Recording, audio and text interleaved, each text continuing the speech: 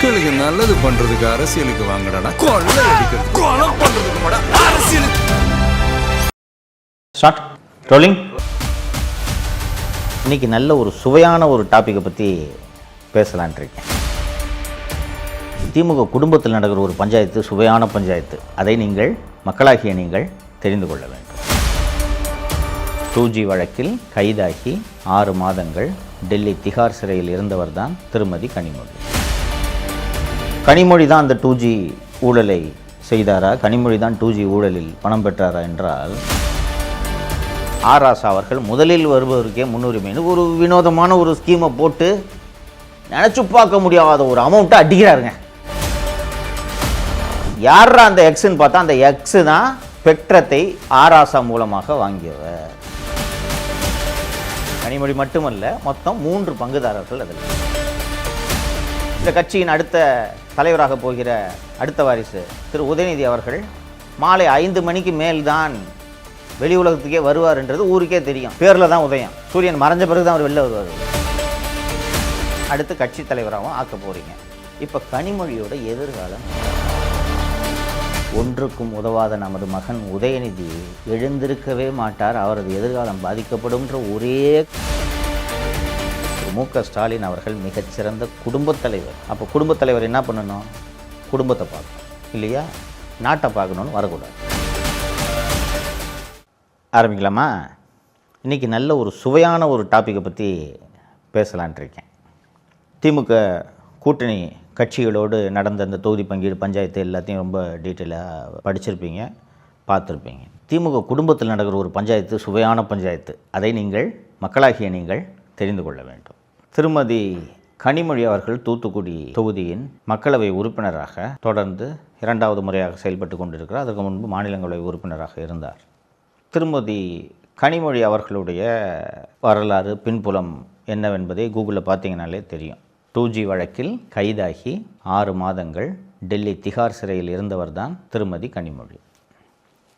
So Kanimozhi தான் அந்த 2G ஊழலை செய்தாரா? கனிமொழி தான் 2G ஊழலில் பணம் பெற்றாரா என்றால், கனிமொழிக்கும் 2G ஊழலுக்கும் சம்மந்தமே இல்லை.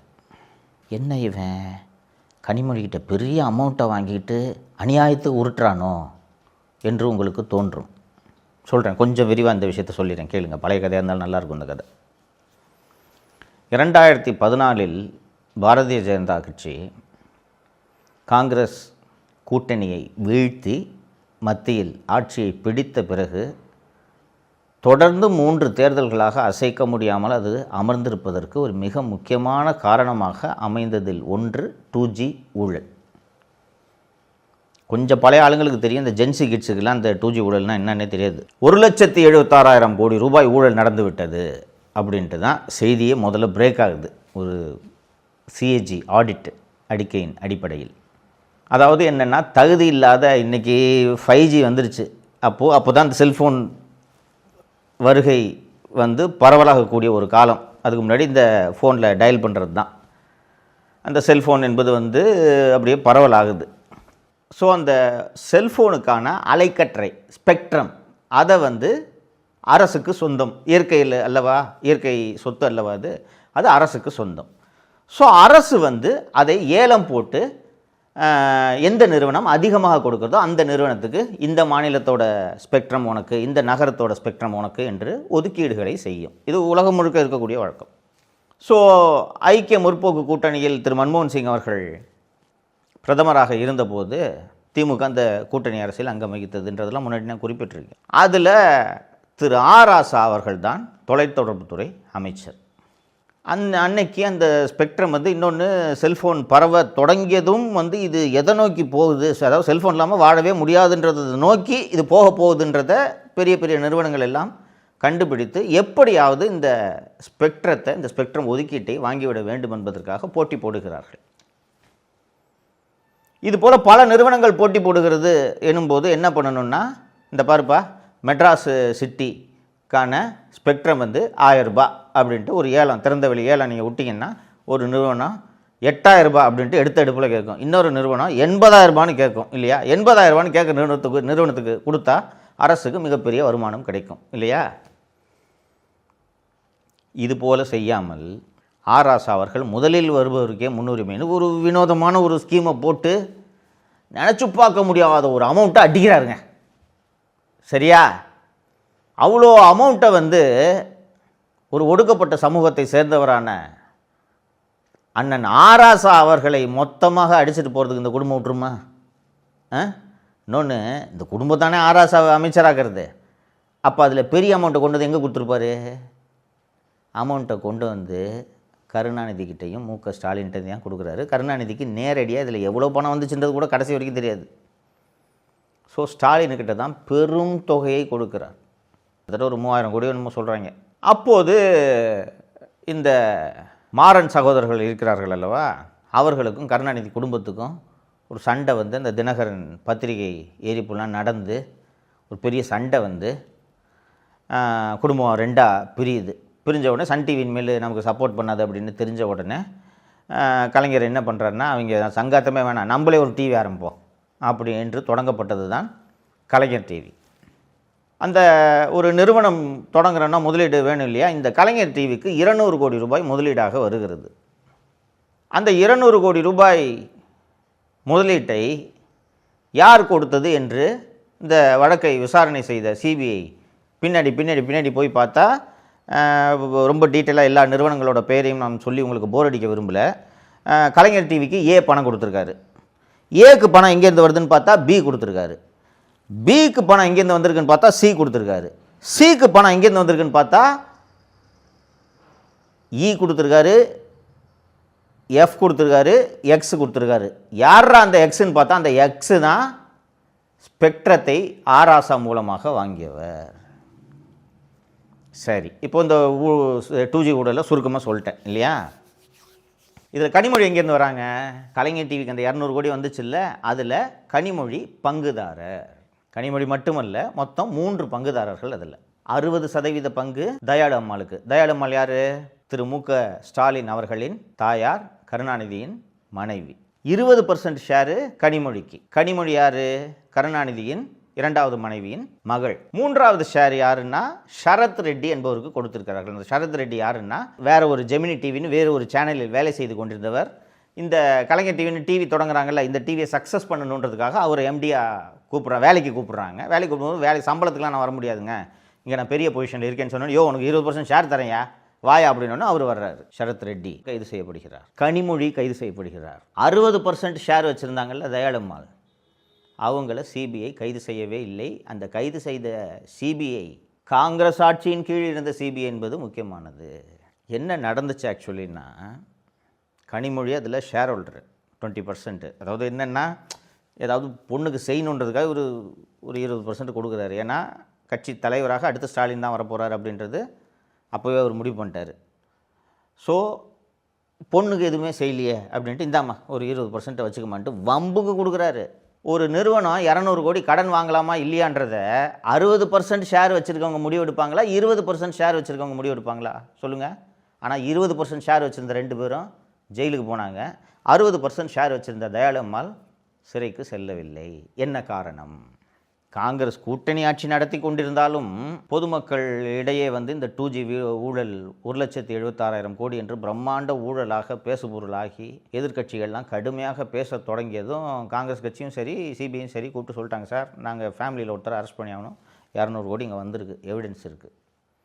அப்போ யாரை அரெஸ்ட் பண்ணோம்? தயாளம்மாளை தான் அரெஸ்ட் பண்ணோம் இல்லையா? 60% ஷேர் யார்? அவங்க தானே வச்சுருக்காங்க.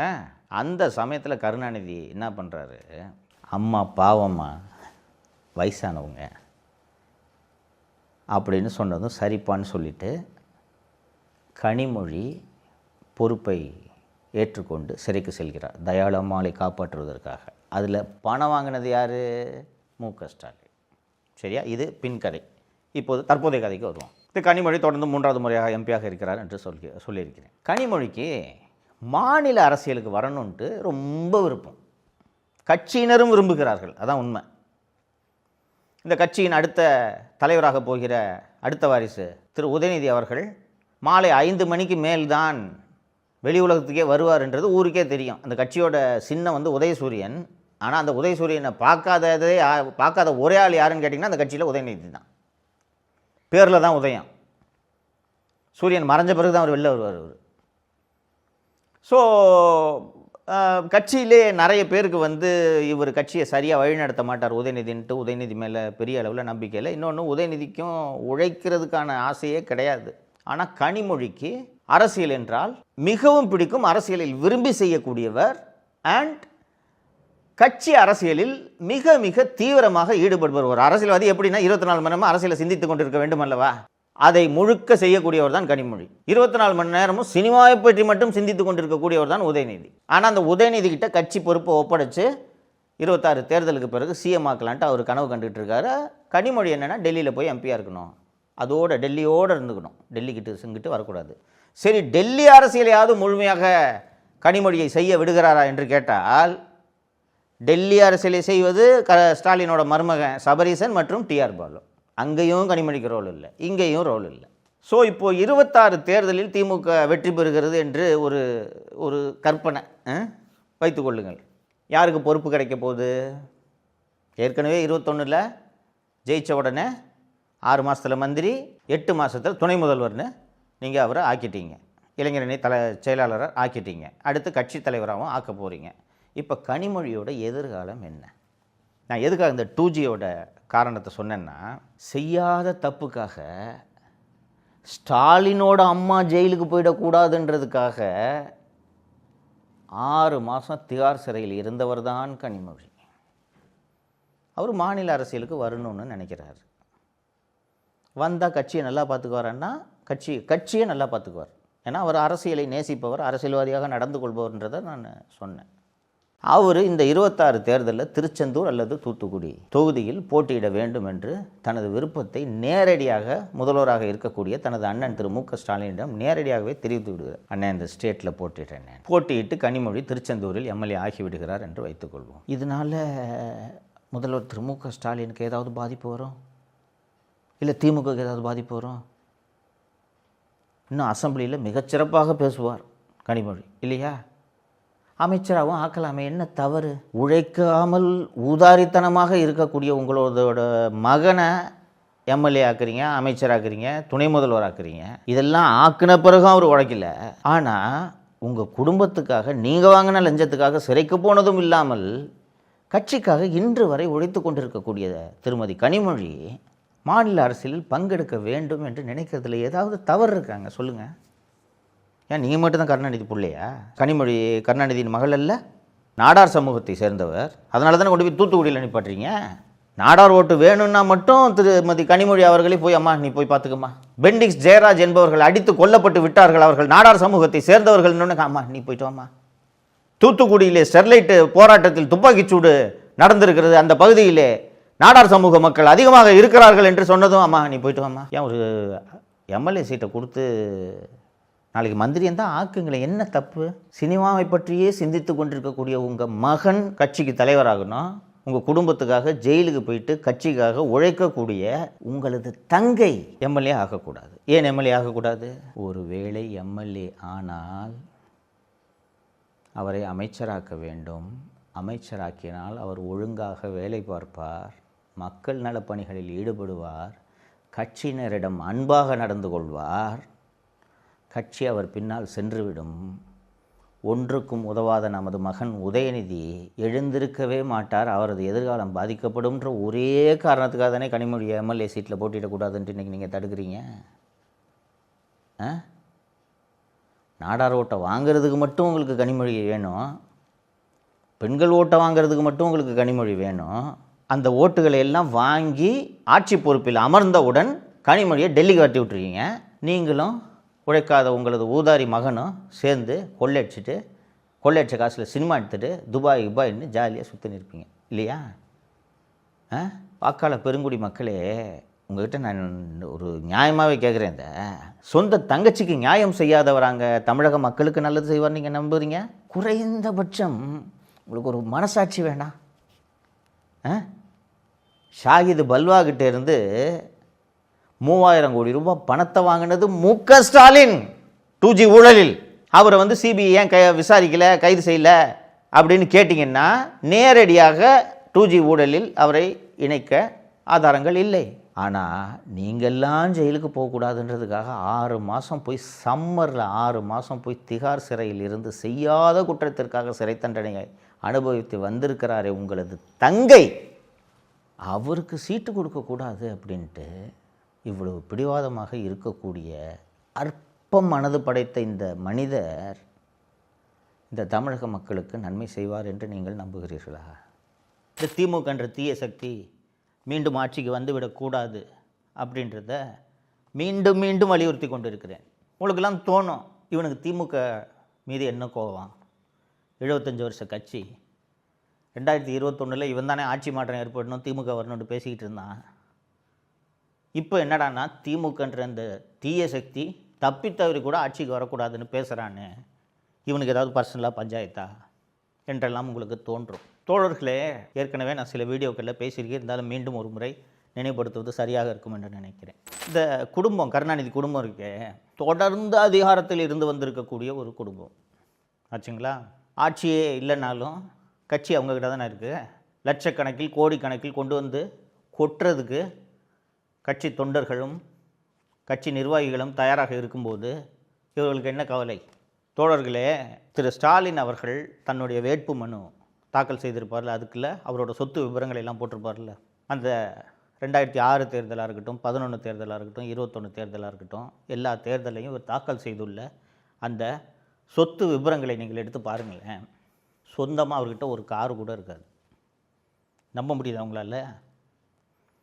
சொந்தமாக ஒரு முதலமைச்சர்கிட்ட சொந்தமாக ஒரு காரு கூட இல்லையா அவருக்கு? முதலமைச்சரோட பேரன் இன்பநிதியோட பெயரில் இருக்கக்கூடிய 3 கோடி ரூபாய் காரில் தான் இப்போ போயிட்டு வந்துட்டுருக்காரு. 1234 இந்த car number, fancy number. Inbanithi சின்னோண்டு பையன், 18 வயசு தான் ஆகும்னு நினைக்கிறேன் அவனுக்கு. ஏதுங்க 3 கோடி ரூபாய்க்கு கார் வாங்குகிற அளவுக்கு ஏதுங்க அந்த இன்பநிதிக்கு பணம்? இன்பநிதி பேரில் கார் வாங்கிக்கிட்டு முதலமைச்சர் அதை பயன்படுத்துவார். அப்போ அவரோட சொத்து பட்டியலை தேர்தல் பிரமாண வாக்குமூலத்தில் தாக்கல் செய்யும்போது அந்த காரை குறிப்பிட வேண்டிய அவசியம் இல்லைல்ல. பேரனோட சொத்தெல்லாம் தாத்தா போடணுன்னு அவசியம் இல்லைல்ல. ஆனால் இந்த குடும்பத்தின் செல்வ செழிப்பு, செல்வம் எவ்வளவு இருக்கிறது என்பது ஊருக்கே தெரியும் இல்லையா? அதிமுக அமைச்சர்கள்லாம் இன்னோவா காரில் போயிட்டு இருக்கும்போது இவர் 3 கோடி ரூபாய் காரில் போகிறாரு. இவர் மட்டும் இல்லை, அமைச்சர் காந்தி 5 கோடி ரூபாய் காரு, திருச்சி அமைச்சர் திரு நேரு 6 கோடி ரூபாய் காரு. அப்படியே ஒவ்வொருத்தரும் செல்வத்தில் திளைக்கிறார்கள். இந்த குடும்பம் ஆரம்பத்துலேருந்தே நான் சொன்னேன்ல, கருணாநிதி காலத்திலிருந்தே இந்த குடும்பம் அதிகாரத்தையும் செல்வத்தையும் சுவைத்து வளர்ந்ததனால் இந்த குடும்பத்துக்கு நினப்பே தமிழ்நாடு நமக்கு சொந்தன்ற நினப்பு. யோசிச்சு பாருங்க, கலைஞர் இருந்தார், இறந்துட்டார். அதுக்கப்புறம் ஒரு மகன் மு.க. ஸ்டாலின் வந்தார். அதுக்கப்புறம் ஒரு புள்ள உதயநிதி ஸ்டாலினை இளைஞரணி செயலாளராக்குனாங்க, எம்எல்ஏ ஆக்குனாங்க, அமைச்சர் ஆக்குனாங்க, துணை முதலமைச்சர் ஆக்கிட்டாங்க. அடுத்து கட்சி தலைவர் 26 ஆட்சிக்கு வந்தாங்கன்னா உதயநிதி தான் முதலமைச்சர். ரைட்டா? ஓகே. ஸ்டாலினாவது இளைஞர் அணியை தொடங்கினார், ஏதோ வேலை செஞ்சார், மிசால ஜெயிலுக்கு போனார், கதைலாம் விட்டாங்க. உதயநிதி 4 விளங்காத படத்தில் நடித்தது தவிர என்னங்க கட்சிக்காக கான்ட்ரிபியூட் பண்ணார்? அவர் இளைஞரணி செயலாளர், அவர் துணை முதலமைச்சர், ஸ்டாலினோட தங்கச்சி மகளிர் அணி செயலாளர். இதெல்லாம் பத்தாதுன்னு இன்பநிதியையும் கூட்டிகிட்டு வர்றாங்கன்னா எவ்வளவு ஆணவம் இருக்கும் இந்த குடும்பத்துக்கு, யோசிச்சு பாருங்கள்.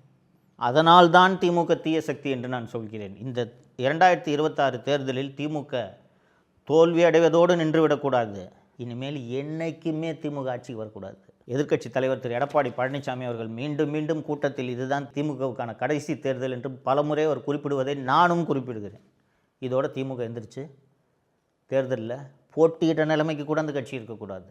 ஒரு முக்கியமான சம்பவத்தை இதற்கு உதாரணமாக குறிப்பிடுவது சரியாக இருக்கும் என்று நினைக்கிறேன். 2024 ஆண்டு தமிழக அரசு சார்பில், விளையாட்டுத்துறை சார்பில், துணை முதல்வர் உதயநிதி தானே விளையாட்டுத்துறைக்கான அமைச்சர், உதயநிதி சார்பில் கார் ரேஸ் நடத்தப் போகிறோம் என்று ஒரு அறிவிப்பு வெளிவந்தது. கார் ரேஸ்ன்றது ஒரு விளையாட்டு, கிராண்ட் ப்ரீலாம் நடக்கும், நீங்கள் பார்த்துருப்பீங்க. சர்ன்னு ரேஸ் கார் போகும், பல கோடி ரூபாய் அந்த காரெல்லாம். அதை நடத்துறதுல ஒன்றும் தவறு இல்லை இல்லையா? எங்கே நடத்தணும் அந்த ரேஸை? இதற்கென்று இருக்கக்கூடிய இடத்தில் நடத்த வேண்டும் இல்லையா?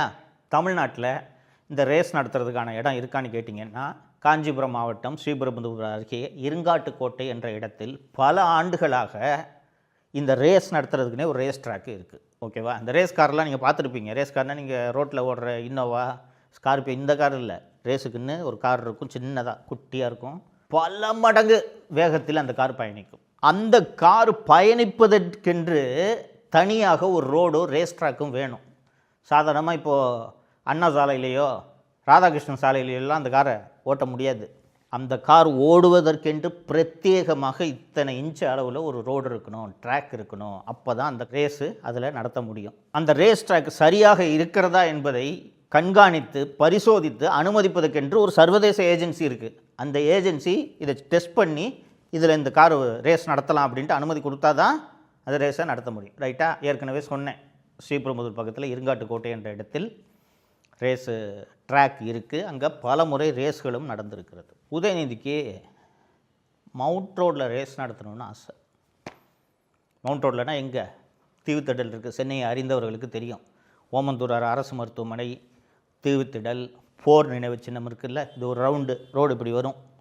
இந்த பாரிஸ் கார்னர் போகிற வழியில் நீங்கள் பார்த்தீங்கன்னா அந்த பிரிட்ஜு இறங்குற இடத்துல ரவுண்டு நேராக போனால் போர் நினைவு சின்னம். அப்படியே சுற்றி வந்தீங்கன்னா டாக்டர் சுவாமி சிவானந்தா சாலை, அது அந்த இடத்த கார்னரில் தான் ஓமந்தூர் அரசு மருத்துவமனை இருக்குது. இப்படி வந்தீங்கன்னா தீவுத்திடல் ஜாயின் ஆகும். இது ஒரு ரவுண்டு இல்லையா?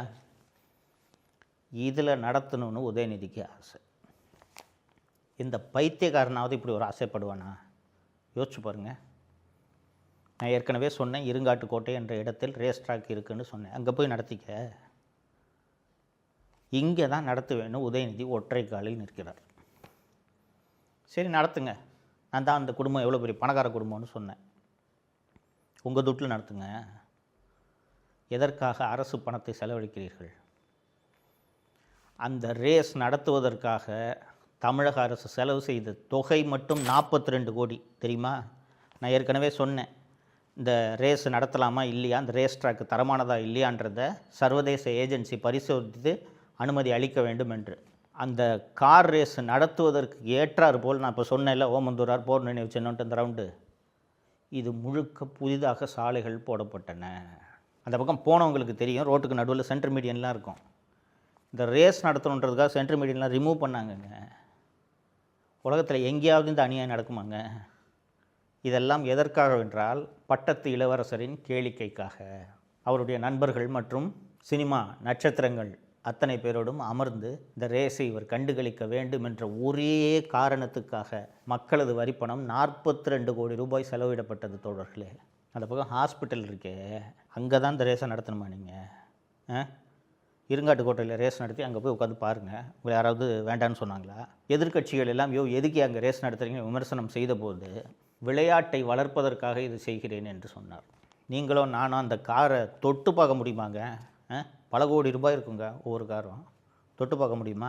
இன்னொரு உதாரணத்தை சொல்கிறேன். இதெல்லாம் எதுக்கு குறிப்பாக இந்த கார் ரேஸ் உதாரணத்தை சொன்னேன்னா, இந்த குடும்பத்துக்கு தமிழ்நாடு நமக்கு சொந்தம்னு நினப்பு இருக்குது, உறுதியாக இருக்குது. இவனுங்களுக்கு வேறு என்ன கதி?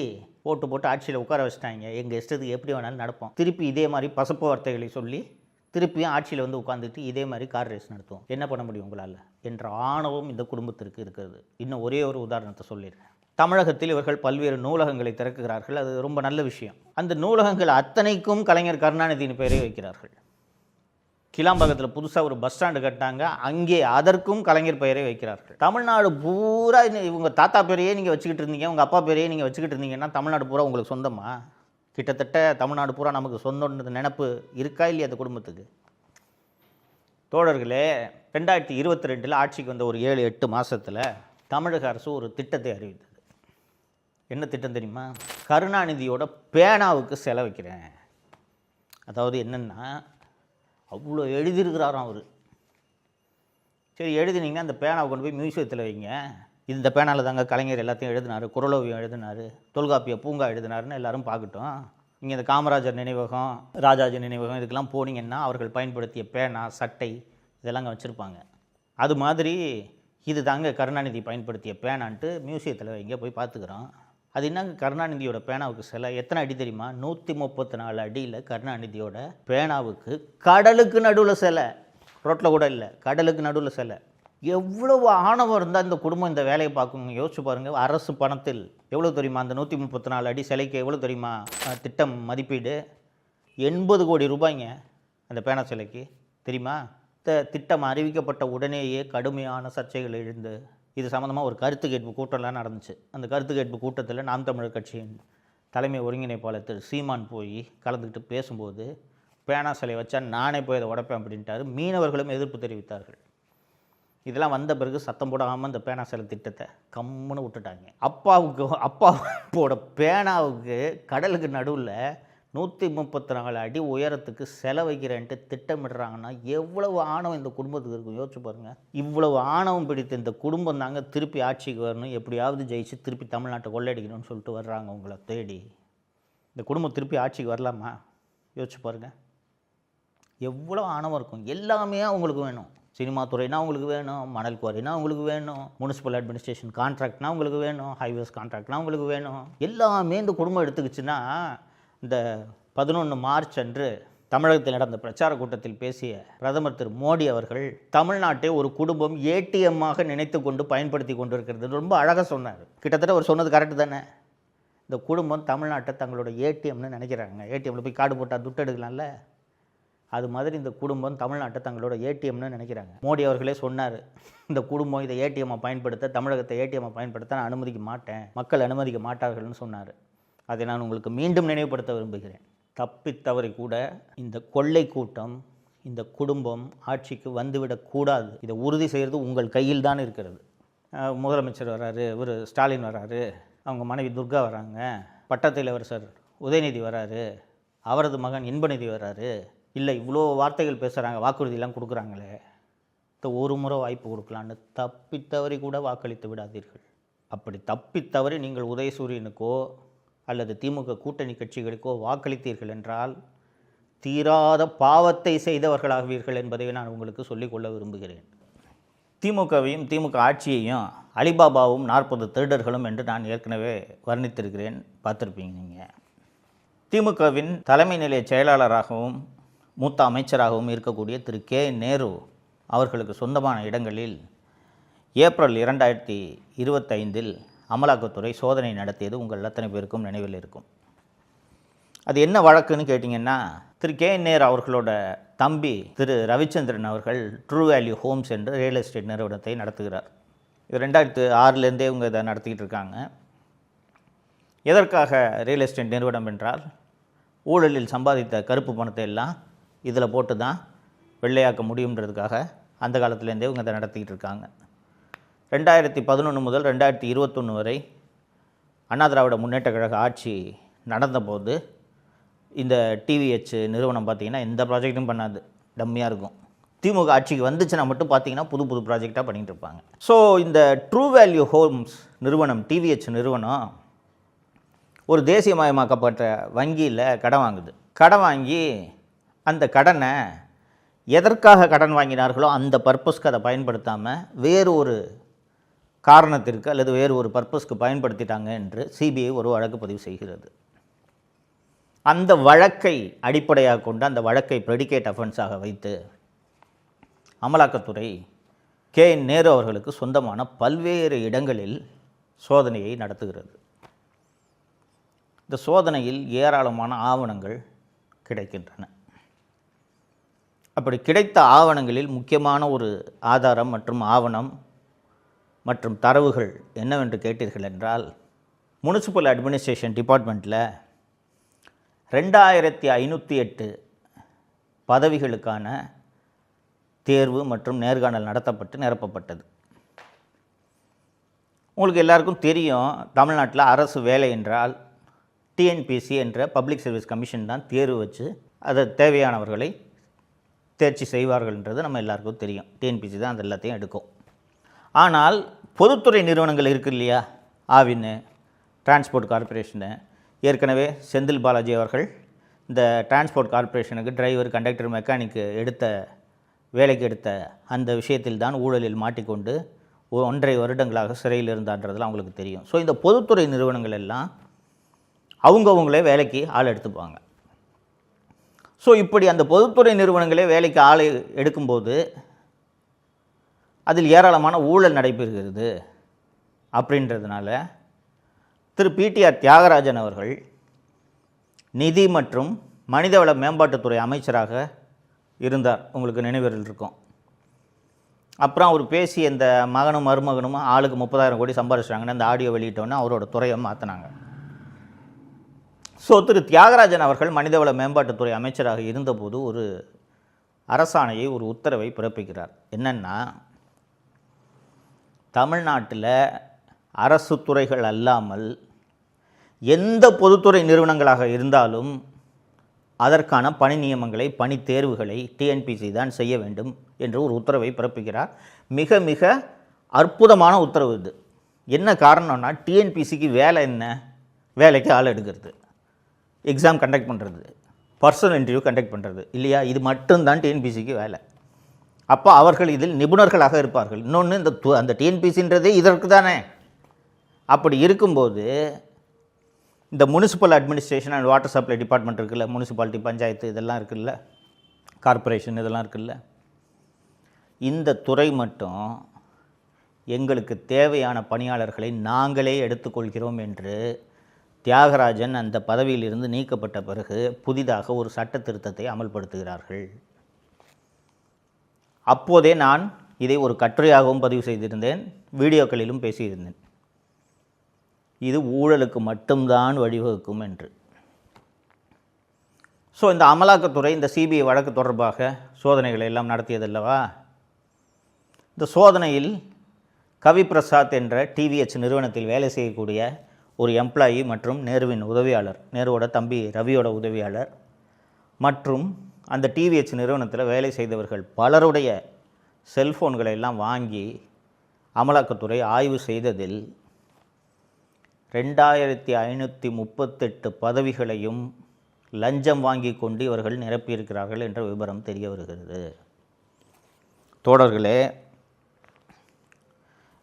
Junior engineer, assistant engineer, sanitary inspector உள்ளிட்ட 2538 பதவிகள் நிரப்பப்பட்டன. 2 பிப்ரவரி 2024 அன்னைக்கு இதற்கான நோட்டிஃபிகேஷன் வருகிறது.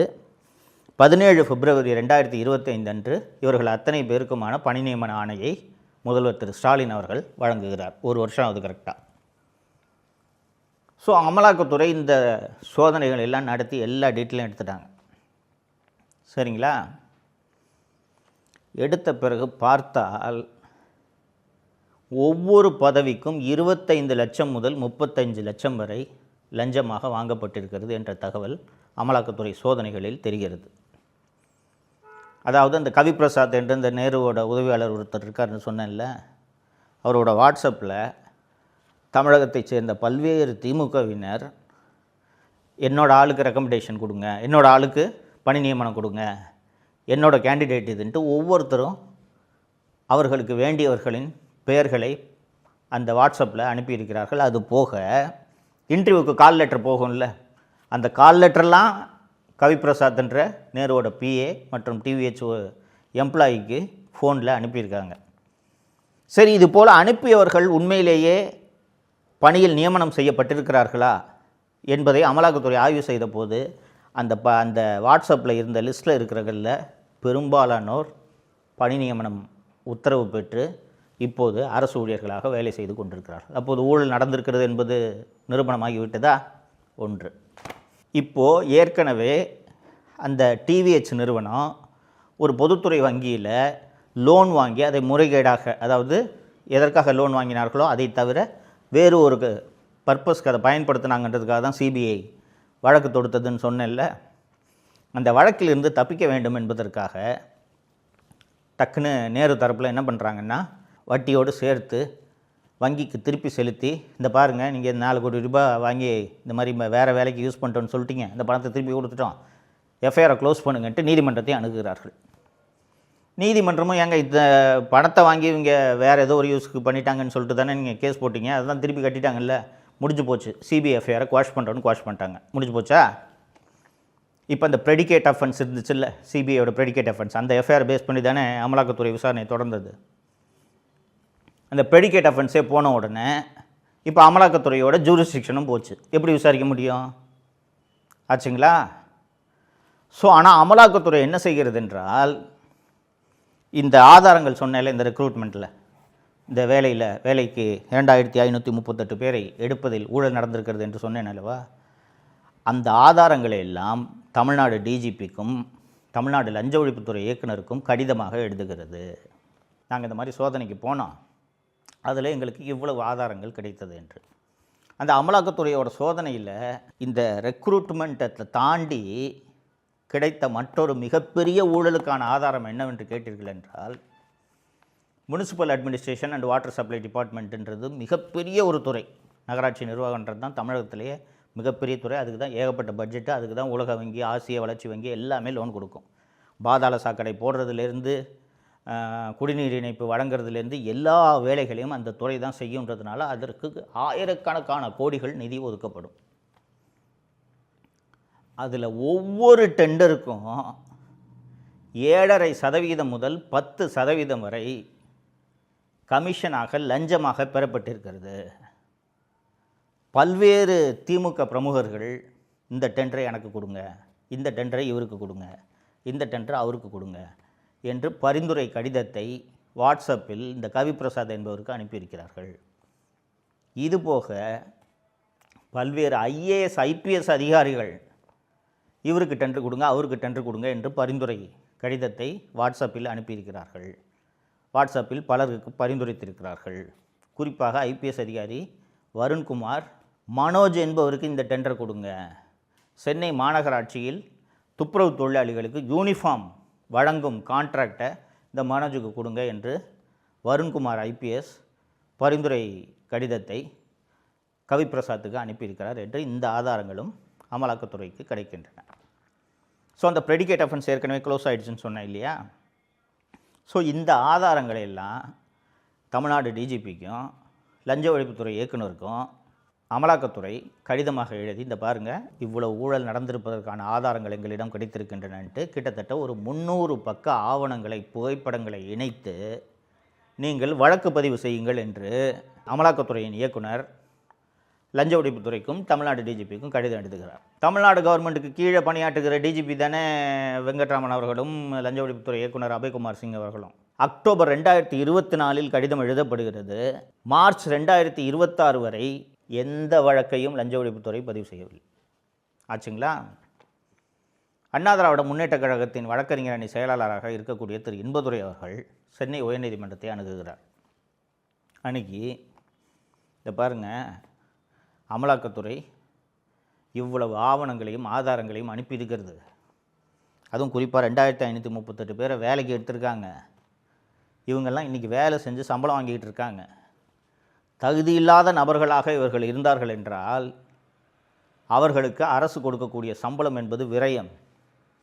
ஸோ லஞ்ச ஒழிப்புத்துறை விசாரணை நடத்தாது. ஸோ லஞ்ச ஒழிப்புத்துறை FIR போட வேண்டும் என்பதற்கான உத்தரவை பிறப்பிக்க வேண்டும் என்று சென்னை உயர்நீதிமன்றத்தில் வழக்கு தொடுக்கிறார்.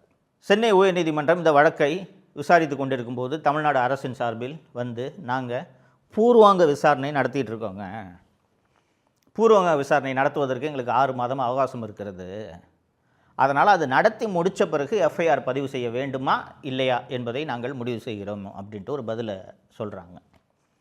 ஏன் வந்து லஞ்ச ஒழிப்புத்துறை FIR போடாமல் பூர்வாங்க விசாரணை இது அதுன்னு கதையெல்லாம் சொல்கிறாங்கன்னா, FIR போட்டால் இன்னொரு ப்ரெடிகேட் அஃபென்ஸ் வந்துடுது இல்லை, இப்போ மீண்டும் அமலாக்கத்துறை விசாரணை நடத்தலாம் அல்லவா? அதன் காரணமாக FIR போடாமல் இதை தடுக்க வேண்டும் என்பதற்காகவே நாங்கள் பூர்வாங்க விசாரணை நடத்துகிறோம், இது நடத்துகிறோம், அது நடத்துகிறோம் என்று தமிழக அரசு நீதிமன்றத்தையும் ஏமாற்றியது. மார்ச் முதல் வாரத்தில் சென்னை உயர்நீதிமன்றம் அமலாக்கத்துறை இவ்வளவு ஆதாரங்களை கொடுத்துருக்கு, நீங்கள் இதில் பூர்வாங்க விசாரணையெல்லாம் பண்ணுறதுக்கு எந்த விதமான அவசியமும் இல்லை, உடனடியாக வழக்கு பதிவு செய்து விசாரணை நடத்துங்கள் என்று உத்தரவு போட்டது. அதற்கு பிறகும் தமிழக அரசு லஞ்ச ஒழிப்புத்துறை FIR பதிவு செய்யவில்லை. ஸோ திரு இன்பதுரை அவர்கள் சென்னை உயர்நீதிமன்றத்தில் ஒரு நீதிமன்ற அவமதிப்பு வழக்கை தாக்கல் செய்கிறார். பாருங்கள், நீங்கள் உத்தரவு போட்டு 10 நாள் ஆகுது, கோர்ட்டு FIR ஃபைல் பண்ணுங்கன்னு சொன்னால் ஃபைல் பண்ணி தான் ஆகணும், பாருங்கள் இது வரைக்கும் பதிவு செய்யலை என்று நீதிமன்ற அவமதிப்பு வழக்கு தொடுத்தால் அப்போது போய் லஞ்ச ஒழிப்புத்துறை என்ன கோரிக்கையை வைக்கிறது என்றால், உடனடியாக FIR போட வேண்டும் என்று நீதிமன்றம் போட்ட உத்தரவை மறு ஆய்வு செய்யலாம் என்று நாங்கள் யோசித்து கொண்டிருக்கிறோம், அதற்காக எனது கருத்தை கேட்டு லஞ்ச ஒழிப்புத்துறை என்னிடம் ஒரு கடிதத்தை அனுப்பியிருக்கிறது என்று அரசின் தலைமை வழக்கறிஞர் திரு PS ராமன் அவர்கள் நீதிமன்றத்தில் சொல்கிறார்.